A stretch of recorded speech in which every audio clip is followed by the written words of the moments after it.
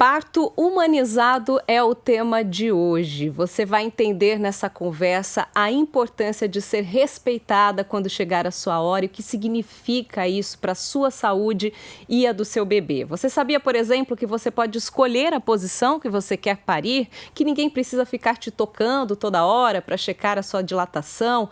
Tem muita coisa errada nas rotinas dos hospitais e coisas que estão tão enraizadas que as mulheres nem se dão conta de que estão sofrendo algum tipo de violência. Então vem com a gente que aqui você vai ter informações importantes para tomar decisões importantíssimas quando chegar a hora H. É mais um Pode Falar Mãe que está começando. Para a discussão de hoje, eu estou aqui com duas ginecologistas obstetras que são referências em Campinas quando o assunto é parto humanizado. Mariana Oliveira, Priscila Eguê, muito obrigada, viu, meninas, pela presença. Obrigada. Bom, primeiro eu preciso comentar o quanto eu fico feliz, né, dessa conversa estar acontecendo, porque quando a gente fala de um parto normal, a primeira coisa é que ele é inesperado, então as duas têm aqui pacientes, né, que podem parir a qualquer momento. A própria Mariana está grávida de 37 semanas, então estou super feliz aqui, ganhei na loteria com essa conversa. Eu queria começar com a explicação do que é o parto humanizado, né, Mari, porque quando, assim, para os leigos, eu digo por mim mesmo, quando fui mãe aí de primeira viagem, quando eu ouvia essa palavra, o que me vinha à cabeça era aquele parto em casa, sem anestesia, aquela coisa que a gente fala, assim, muito natureba. Uhum. E aquilo me dava um medo. Eu falava, não, parto humanizado não era para mim, mas era ignorância, né? Não é isso que é o parto humanizado. Então, eu queria primeiro que a Mari começasse explicando um pouquinho pra gente o que é um parto humanizado. Uhum. Obrigada, Larissa, pelo convite. Bom, a primeira coisa que eu acho mais fácil realmente quando a gente vai trazer o assunto para uma paciente, para a família, enfim, é tirar mesmo essa ideia do que é o parto humanizado, porque ele não é esse parto natural necessariamente, não é um parto que tem que seguir o modelo do que o médico trabalha, né?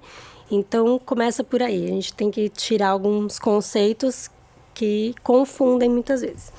O parto ele continua podendo acontecer das duas maneiras básicas, que é um parto via vaginal, contando que o corpo da mulher é preparado para isso, né? Então, é a principal via de parto, deve ser a principal via de parto, mas também existe a cirurgia, existe a cesariana. Então, essas duas modalidades de parto estão aí. Quer dizer, uma cesariana também pode ser humanizada. Exatamente. O que a gente tenta com esse conceito parto humanizado é incorporar um conceito de humanização ao nascimento. E aí essa humanização, ela passa por diversos conceitos, diversas questões, características ali que a gente vai levantando, mas basicamente a primeira delas é o protagonismo da mulher, o respeito a essa mulher, essa família que está recebendo um bebê. Isso fala mais alto, né?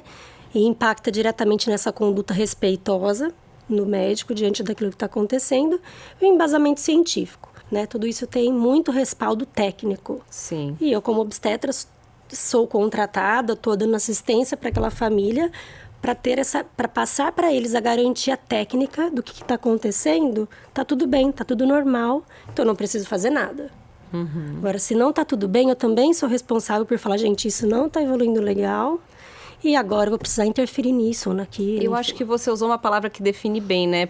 Que é o protagonismo, né, Pri? Vou pedir para você também complementar aí a fala da Mariana sobre essa definição de parto humanizado. É respeitar a mulher acima de tudo, né? A mulher e essa criança que está chegando. A Mari me deixou com pouca coisa para falar, mas vou tentar.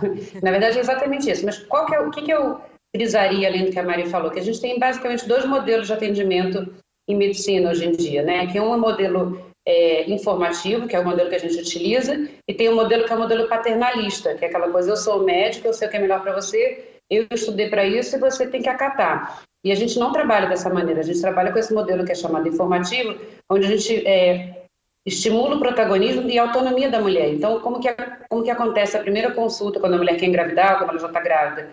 Eu forneço uma série de leituras, de vídeos, de blogs, para que ela comece a se atualizar sobre o tema, porque ela vai ser, ao longo da gestação e no parto, ela vai ter que saber o que está acontecendo com o corpo dela e ela vai ter que ser coautora, digamos, das decisões que vão ser tomadas. Então, num trabalho de parto, no parto, a gente vai precisar interferir em mais ou menos 10% das situações, né? Os partos, eles acontecem a vida inteira, muito antes de existir a medicina, e só que a gente quer que diminuam os partos que vão ter algum tipo de complicação não controlada. Então, em 10% das vezes, ou a mulher ou as crianças vão ter que receber algum tipo de assistência. E é na situação que a gente vai entrar. Acho que o primeiro passo é a mulher entender por que o parto normal seria a melhor opção, né? Quais são as vantagens? Porque hoje em dia também a cesárea está tão enraizada, né, na nossa cultura. A mulher acha que é uma coisa tão simples que normalmente o que a gente escuta é: eu não quero sentir dor, ponto. É a única coisa levada em consideração, né? E não pode ser a única coisa levada em consideração. Então, assim, falar sobre benefícios do parto normal é quase chover no molhado, né? A gente tem até aqui episódios inteiros sobre isso, inúmeros. Mas eu acho importante também, queria pedir para que vocês trouxessem alguns pontos que vocês acreditam serem os principais. Vou começar pela Mari. Então, Mari, na sua opinião, quais são os principais benefícios de um parto normal? Se você puder pontuar aí 1 ou 2, né?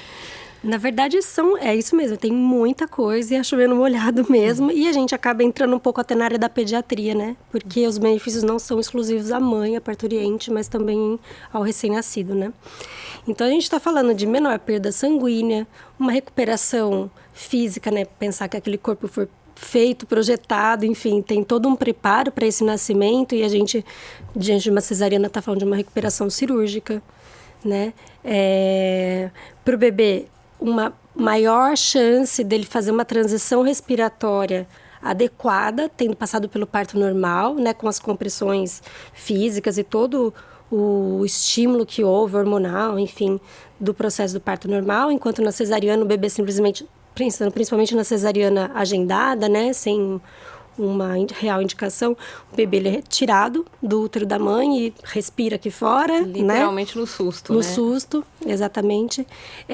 A própria formação da microbiota intestinal e das repercussões disso ao longo da vida daquela criança, a amamentação que flui muito diferentemente quando a paciente passa pelo processo do trabalho de parto e culmina com um parto normal, né? O que você diz, Pri, para a mulher que já chega? Não sei se isso acontece, acredito que não, que como eu disse aqui, vocês são referências aí, então acho que as mulheres que procuram por vocês já vêm com com mais informações, né? Já são pessoas que procuram um parto realmente mais humanizado.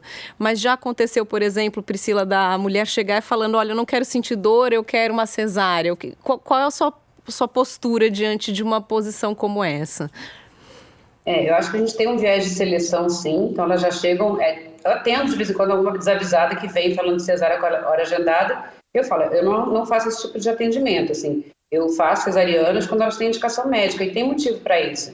Então, assim, uma cesariana você vai ter um sangramento, em média, que é o dobro de um sangramento de um parto normal.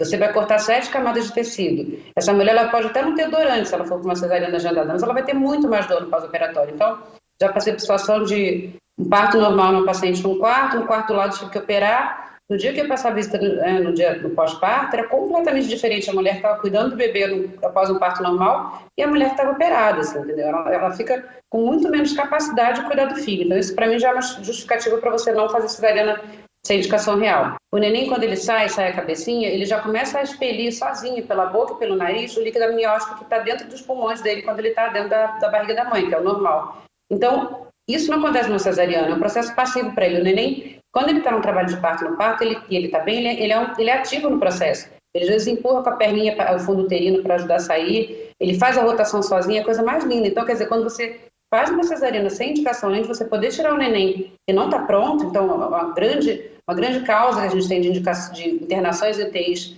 neonatais aqui no Brasil é a cesariana. Eu sempre falo, você vai arrancar, você vai pegar um ovo com um pintinho dentro, você vai abrir a casca e tirar o pintinho antes da hora, você não faz isso com pino, porque você vai fazer isso com gente. Então, o Brasil ele é vice-campeão mundial de cesarianos, e só perde para a República Dominicana, nem sempre perde para eles. Essa cultura da cesárea, ela é muito perniciosa, porque as mulheres adoecem mais, se elas fizerem mais de uma cesariana, elas podem ter placenta creta, que é uma situação grave que ela pode perder útero, morrer, o sangramento é maior. Para a criança, além de tudo que a Mari falou, ele pode ter mais asma, ele tem mais chance de ter alergias, então é enterocolite necrotizante, que é um problema de necrose no intestino, quer dizer, Eu acho assim, cesariana é uma cirurgia que salva vidas, eu faço cesarianas, é óbvio, tem situações que são...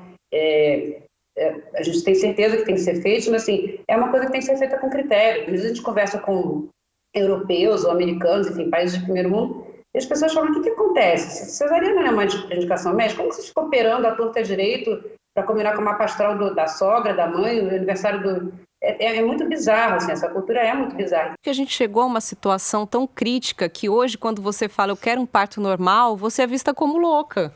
As pessoas olham para você e falam, você tá louca? Mas para que você vai fazer isso se você pode fazer uma cesariana? A cesariana já é colocada como o principal caminho, né? Já é apresentada assim para a maioria das mulheres. Eu pesquisei aqui as taxas. No Brasil, 55%, a gente considera a média total, mas se a gente for para o serviço privado, isso vai para 85%, 95% dos partos. E é uma coisa assim que vai totalmente na contramão, né, do que indica a Organização Mundial de Saúde. A OMS diz que uma taxa superior a 10% já não está, né, mais associada a risco de morte para a mãe e para o bebê. Uhum. Então, assim, por quê, né? A gente fica se perguntando por que é tão difícil. E ela foi tão banalizada que a mulher ela acaba sendo influenciada, né? Ela não para, às vezes, para pensar. Ela tá ali na conversa com o médico e ele traz algumas situações que nós, como pacientes leigas, né? Você fala assim, não, mas eu vou discutir com o médico, ele tá me dizendo que pode acontecer isso, que pode acontecer aquilo. Quando você se transforma em uma mãe, a primeira coisa, né? O primeiro medo maior é que aconteça alguma coisa com você ou com o seu filho. E aí vem um médico para você e fala, não, mas se você tentar um parto normal, pode acontecer isso, pode acontecer aquilo. Vem com um monte de poréns. E aí a mulher fica naquele desespero, né? Então, assim, é muito difícil. Eu tô me colocando até aqui como uma mulher, né, que já passou por uma cesárea e agora, recentemente, por um parto normal. Então, acho que é legal também a gente trazer, assim, os riscos, né, da cesárea. A Pri falou um pouquinho da recuperação muito mais difícil, que a gente sabe com certeza, né, uma cirurgia muito grande.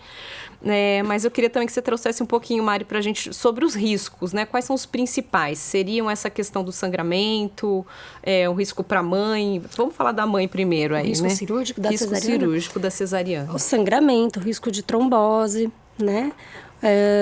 Os riscos pós-cirúrgicos, na verdade, que a Pri mencionou, né? Então, cada vez que você faz uma cirurgia, uma cesariana, você aumenta a chance de ter uma complicação numa segunda gestação, uma complicação placentária chamada, por exemplo, né, o acretismo placentário, ou que seja a placenta prévia mesmo, já é uma complicação muito associada ao fato da paciente ter tido uma primeira cesárea anteriormente, né? E a placenta, seja a placenta prévia, ou acreta, ou percreta, enfim, é uma patologia da gestação, uma patologia obstétrica que pode sim levar à morte materna, se ela não for diagnosticada a tempo, não for abordada da maneira correta, né? Sim. Existe alguma situação, aí acho que a Priscila pode me responder, em que a cesárea é indicada antes da hora, Pri? Ou é só na hora mesmo que vai dar para saber se vai partir para uma emergência? Porque o que a gente sabe, né, os médicos cesaristas já vêm indicando por N motivos que a gente pode até trazer aqui, né? Quais são os mitos aí, as verdades com relação à cesárea. Mas existem situações em que ela é indicada anteriormente, sem ser ali no momento, na hora H? Por exemplo, como a Mari falou, se você tem uma placenta prévia, principalmente a placenta prévia centro total, que é uma placenta que ela fica bem no meio, assim, recobrindo o orifício do colo, é obrigatório que seja feita uma cesariana. O neném não consegue passar, ele não consegue atravessar a placenta, né? A placenta vai começar a sangrar, o risco de óbito para a criança e para a mãe. Então, essa é uma situação em que você pode até agendar uma cesariana, você pode esperar ela começar a dar os primeiros sinais e aí fazer uma cesariana, mas assim, essa mulher sabe que ela vai parir de forma via alta, que a gente chama, né, cesariana. Se o neném estiver transverso, se o neném não nasce também por baixo, né? Então o neném transverso ele tá deitado, assim, né? Até difícil a gente encontrar isso, mas às vezes tem. É muito fácil fazer uma versão cefálica externa para esse bebê que está transverso, mais fácil do que quando ele está sentadinho, que é o pélvico. Ele tem que rodar só 90 graus, mas tem mulher que não topa fazer, tem médico que não sabe fazer também. E aí o bebê transverso teria uma indicação de cesariana também. Descolamento prematuro de placenta, então quando você tem um descolamento de uma parte da placenta, isso pode acontecer durante o trabalho de parto, mas também pode acontecer antes. Herpes genital ativa, principalmente se for no primeiro episódio, né, que é sempre mais grave, pelos riscos de encefalite herpética, e meningite, é um quadro bem grave, assim, então a gente não faz parto normal de mulher com herpes genital. Acho legal a gente trazer também os mitos, né, de indicações de cesárea, que é o que acontece muito, bebê muito grande, né, cesárea anterior, o que a gente pode trazer, Mari, de mitos, né, o que não pode ser um indicativo já de cara de cesárea. Aí a lista é maior ainda, é muito grande, porque são muitos mitos, né, então a gente tem um monte, vamos começar, Pri. Tem a mulher circular de cordão, né? O cordão enrolado no pescoço, essa que a gente escuta bastante. Não dilatei, e aí tem o não dilatei da paciente que nem entrou em trabalho de parto. Paciente muito magra, paciente obesa, bebê pequeno, bebê muito grande. Tem a clássica indicação aí também, a mulher que já passou por uma cesárea anteriormente, que foi o meu caso, meu primeiro parto foi uma cesárea, e aí já vem também aquela coisa, mas você já tem uma cesárea, também não é uma indicação para uma segunda, né? Dá para tentar um parto normal. Sim, com certeza. Essa é uma clássica realmente, né? Muito comum a paciente achar que uma vez cesárea vai ter sempre cesárea, né? Essa é bastante frequente mesmo, né, Priscila? Independentemente do período, Pri, ou tem algum período aí que tem que ser respeitado depois de uma cesárea para tentar um parto normal? Normalmente a gente pede para esperar 18 meses. Então, o neném tem que estar com 9 meses quando a mulher engravida pela segunda vez.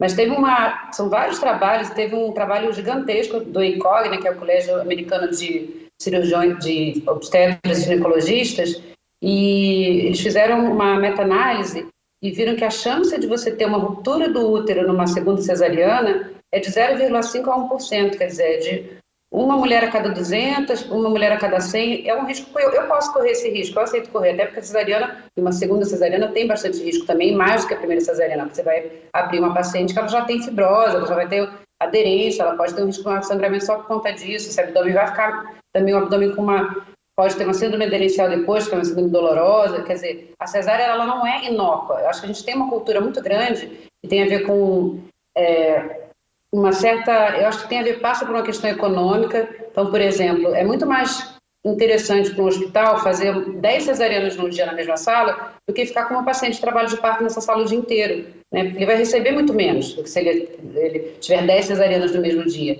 Inclusive, por exemplo, para você saber se o seu médico que está atendendo o seu pré-natal é uma pessoa que atende parto normal ou não, você tem direito a isso. Você pode entrar em contato com a operadora dele, o seguro médico ou com o hospital e falar, eu quero saber qual é a taxa de cesariana do meu médico. Se ele tiver uma taxa de cesariana muito alta, a chance de que ele saiba atender o seu parto, de que ele se dispõe a isso, um parto normal, é praticamente zero. E até a disponibilidade, que foi o que eu comentei aqui no início, né, do profissional, principalmente quando a gente fala do serviço privado, são pouquíssimos, né, que querem estar disponíveis 24 horas por dia, qualquer dia da semana, para encarar um parto normal, né? Aquela coisa, tá chegando, tanto que a gente tem, né, realmente dados aí que mostram que aumentam as taxas de cesárea vésperas de feriado, né, um pouco antes, quando vai ter aquele feriadão emendado, nenhum médico quer estar à disposição um feriado para encarar um parto normal, isso é muito complicado. Só antes da gente encerrar, eu acho importante trazer aqui um pouco mais sobre a questão da autonomia, né, da mulher na hora H, porque eu acho legal a gente desmistificar algumas coisas. A primeira é a posição, né? Aquela cena, a mulher deitada com as pernas para cima, acho que coisa de novela, né? Coisa ultrapassada, não rola mais, né, Mari? A mulher pode escolher a posição que ela quer parir. Isso, é muito difícil ela escolher deitar, porque realmente deitar aumenta muito a sensação de dor na hora de parir. Quando a gente precisa deitar paciente, geralmente é com alguma inclinação, é uma posição um pouco mais confortável do que essa clássica de filme. E tem que ser uma escolha dela, né? A primeira coisa é que vai ser uma escolha dela. Mas se vai precisar de uma assistência, de uma instrumentalização, tem alguma coisa que não está evoluindo bem, aí sim eu vou direcionar essa paciente para uma posição que me permita atuar diante de uma coisa que eu estou achando que está saindo do esperado, uma possibilidade de distócia de ombro, que nem a Priscila citou, ou vou precisar usar um vácuo, alguma coisa, aí eu posso direcionar essa posição. Exames mas a princípio, de toque, Pri, quando eles devem acontecer, tem uma frequência, quem deve fazer, porque isso também é uma violência, né, a qual a mulher se submete sem saber que está sendo violentada, né? Porque a pessoa chega, eu preciso te tocar, preciso saber como está a sua dilatação. A mulher que chega principalmente numa emergência, né, num plantão, ela precisa ser tocada? Em que momento, com que frequência? Isso vai depender, né, da evolução do parto dela. dela? Quem pode fazer isso? Tá, o exame de toque, ele não é violência obstétrica, na verdade ele é, na maior parte das vezes, essencial para a gente saber como que está o andamento do trabalho de parto, mas ele tem que ser feito sempre com o consentimento da mulher e num trabalho de parto eutóxico, que a gente chama quando tudo está acontecendo dentro do previsto, a última guideline que saiu que você não deveria examinar mais do que a cada 4 horas. Na prática, às vezes, dependendo de como está a situação, a gente vai examinar um pouco mais ou um pouco menos. Depende, por exemplo, se eu tenho uma neonata, uma pediatra que está em casa esperando ser chamada. Em algum momento eu vou ter que examinar essa mulher porque eu preciso avisar a pediatra que está em casa que ela tem que ir para o hospital. Elas não chegam cedo, elas chegam mais no fim. A enfermeira obstétrica ou obstetriz pode tocar também, elas são capacitadas para isso.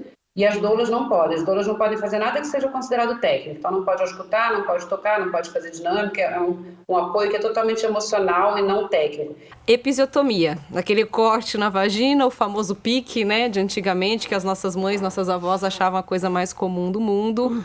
Não é indicado mais em nenhuma situação, né, Mari? Olha, na verdade, quando você vai ver na recomendação, ainda aparece lá como seletiva, né? Mas eu acredito que é uma questão de tempo e ela vai ser proscrita, talvez, que nem foram outras coisas, né? A manobra de cristaleira, aquela manobra de empurrar a barriga, enfim. A episiotomia, ela é uma incisão, é um corte feito na vagina. Não é, a palavra pique parece como uma coisa simples, pequena, né? E, na verdade, a episiotomia é uma incisão profunda que envolve a musculatura do períneo. E eu, particularmente, não tenho memória da última vez que eu fiz uma episiotomia. O que eu sei é que já na residência eu já fui aprendendo, né, a me desligar desse procedimento por orientação de alguns profissionais que trabalhavam na época me orientando, mas no consultório médico eu não tenho, no consultório particular não tenho mais essa memória. Por N motivos, né? Assim, quando você permite a paciente deambular, escolher a posição que ela quer parir, e você também, como profissional, entender que se eventualmente acontece uma laceração, e ela não é rara de acontecer, mas ela é muito menor, é muito menos impactante, assim, em termos de dor, de recuperação pós-parto, de fibrose, né? Enfim, posterior, a gente aprende a lidar com essa laceração. E é bem diferente de uma episiotomia, né? Não sei se a Priscila tem uma opinião diferente. Você lembra a última vez que você fez uma episio? Não lembro. Assim, a episiotomia, ela corta 3 músculos. E o músculo, ele funciona como um elástico. Então, quando você corta, ele nunca volta ao normal. E a gente fazia uma coisa que... Aí a gente faço muito meia-culpa, assim, né? De coisas que eu aprendi de uma maneira que na hora parecia que estava tudo correto. E depois eu fui vendo que não era bem assim. Mas também tem muito tempo, né? Tem 25 anos que eu me formei. E a gente fazia o tal do ponto do marido. Eu puxava, ele pegava o músculo lá de cima, puxava lá de baixo e dava um nó bem apertado. E eu ficava super feliz, eu falava para a paciente, olha, eu estou fazendo um ponto aqui que vai ficar ótimo e tal. Para mim, é como se estivesse fazendo uma plástica nela. E ela, coitada, ficava feliz também, porque ninguém tinha acesso à informação, né? Então, a gente vai desconstruindo, né? A gente tem que desaprender um monte de coisa que a gente aprendeu da maneira que não era a mais adequada, mas era a que a gente tinha disponível na época, né? E é muito difícil, assim, eu não lembro quando foi minha última episio, deve ter talvez mais de 15 anos, não sei, mas eu lembro que era muito difícil não pegar a tesoura para cortar. E até tem uma das coisas que a gente fala, quando tiver com vontade de cortar, senta em cima da mão até ela ficar dormente, porque aí você não corta, entendeu? Então, realmente episio para mim hoje é uma coisa, não lembro quando foi a última mesmo. Para encerrar, eu queria só que vocês me trouxessem suas opiniões sobre o parto em casa. Eu sou uma mãe que não teria coragem, desde o início mesmo querendo, né, um parto normal, humanizado. Eu disse, né, desde o início que eu não queria em casa. Que a sensação que eu tenho é, se alguma intercorrência acontecer, uma emergência, eu tô longe de uma estrutura do hospital. Essa era a minha visão. Então, eu queria que vocês me trouxessem isso. É seguro? É super viável? Vocês indicam? Primeiro, começando com a opinião da Pri, então, pra gente encerrar. Olha, o parto em casa, assim, a OMS diz que a mulher deve parir no local onde ela se sente mais confortável, mais segura, né? E tem mulheres que se sentem mais seguras em casa. Mas não é um parto para qualquer pessoa. Primeiro, tem que ter esse desejo da mulher e do acompanhante, do parceiro, da parceira, enfim, não pode ser um casal discordante em relação a isso. A gestação tem que ser de risco habitual, então uma hipertensa, uma mulher com colestase, um bebê restrito, não pode ter nada de errado com essa gestação. Ela tem que estar, a casa dela, o local que ela escolher para parir, tem que ser um local que fica até 15 minutos do hospital mais próximo Então, por exemplo, na Holanda, eles são estimulados a ter parto em casa, né? Se não me engano, o seguro de saúde cobre o parto em casa inteiramente, se for um parto hospitalar, cobre parcialmente, e ela não tem direito a pedir uma cesárea só com indicação médica. Então, eles estimulam, é diferente. A midwife, né, a parteira, ela vai atender o parto em casa, ela avisa o hospital e fala, estou aqui com a fulana, tal, se der qualquer alteração, eu levo para o hospital. Em geral, esse tempo de 15 minutos, as coisas, principalmente tem alguma coisa que acontece muito rapidamente, que não vai dar tempo de chegar se for uma equipe pronta lá, né? Em geral, dá tempo de chegar. Eu acho que se eu fosse ter um parto, porque eu não tive filhos, assim, eu não teria o parto em casa, uma escolha minha, porque eu acho que o tempo que a mulher fica no hospital é um tempo muito curto que justifique não ter o parto hospitalar, né? Mas existem pessoas que têm traumas profundos no hospital. Então, eu tive mulheres que tinham histórias medonhas, assim, que elas falam, se eu for para o hospital, eu vou travar, eu só vou se realmente precisar, não tiver jeito. Então, assim, a gente não atende parto em casa, acho que nem eu, nem os outros médicos aqui com quem eu convivo, né? Mas nós sabemos que tem parteiras que atendem, mas elas são muito conscienciosas, no sentido de não vai atender um caso de alto risco em casa, porque, né, é pedir para ter complicação. Um complemento, Mário, é isso? Eu acho que é isso mesmo, né? A gente está começando a discutir uma realidade do Brasil que ainda caminha tentando retomar a importância de um parto via vaginal. E aí, trazer o contexto do parto domiciliar aqui ainda é muito difícil. Porque, imagina, que ela comentou na Holanda, o hospital está ciente de que tem uma pessoa ali próxima ao hospital em trabalho de parto, né? Imagina aqui se eu falo como equipe, né, que atende a parturiente, mas eu não atendo parto domiciliar. Mas se uma enfermeira que está atendendo parto domiciliar não existe esse fluxo, né, de avisar o hospital que tem alguém ali perto. Então, acho que a coisa está muito engatinhando. A gente ainda está na briga pelo parto normal, né? Quanto mais o parto em casa, exatamente. Né? Então, Mas que a gente tem, sim, evidências de que ele é seguro, contanto que ele seja criterioso, né? Com uma equipe capacitada. A gente tem muita evidência disso. A gente tem muitos países que estão cada vez mais anualmente assumindo o parto domiciliar como uma realidade. Então, acho que a gente, eu tenho uma visão mais otimista, assim, de que um dia a gente chega lá. Agora, tem que partir muito essa vontade do casal, que a Priscila falou, não pode um ser afim, o outro, o que ela escolher é melhor. Não, tem que ser uma vontade mesmo real dos dois.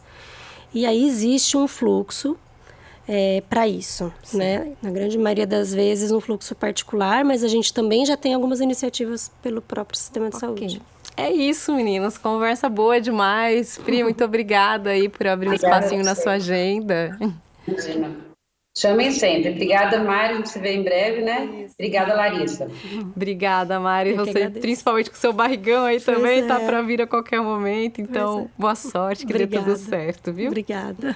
É isso, mulherada. Sejam protagonistas de seus partos, se informem, tenham informação de qualidade para saber tomar a melhor decisão e não tenham medo do que é normal, do que é natural. Se você gostou do que ouviu aqui, compartilhe com as suas amigas, com outras famílias aí que estão esperando bebês. Dê uma estrelinha pra gente na plataforma de áudio, se inscreva no nosso canal. Beijos, até a próxima.